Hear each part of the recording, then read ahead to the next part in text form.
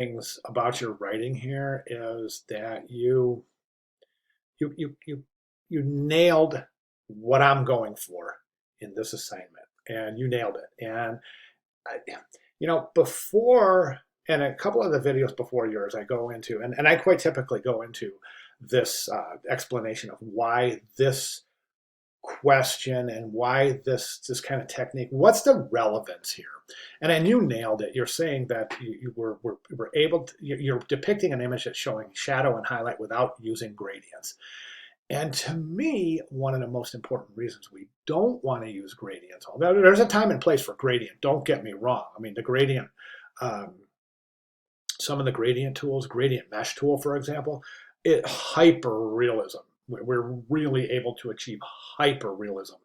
But that's not always what we're after in illustration, right? Sometimes we're just after a depiction of shadow and highlight in a way that doesn't point directly to digital tools, right?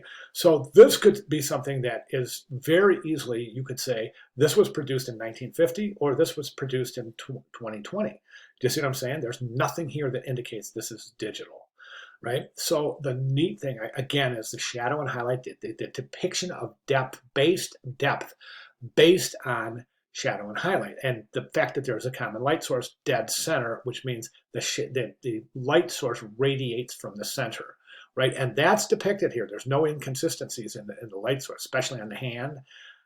Here, the nose, it's really, it's done beautifully.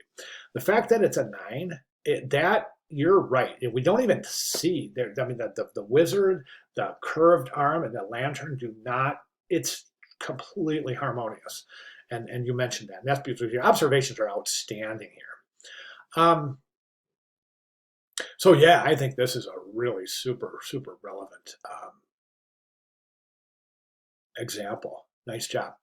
Okay, so my question is this, and I'm kind of just going through this kind of same question here. What is the relevance? What is story is this piece telling you? Okay, what's the relevance of the 9? If there's any at all, is it even a 9? And what's the story here? What's going on here? And that's my question for you for the week, so I'd like you to address that. But you've done a great job depicting, defining some of the techniques being used and why, and that's fantastic. But let's try to figure out the narrative quality of the piece. What's the story behind the piece? Give me your synopsis and as your weekly question. All right, looking forward to your response. Thank you very much, Garrett. Nice example.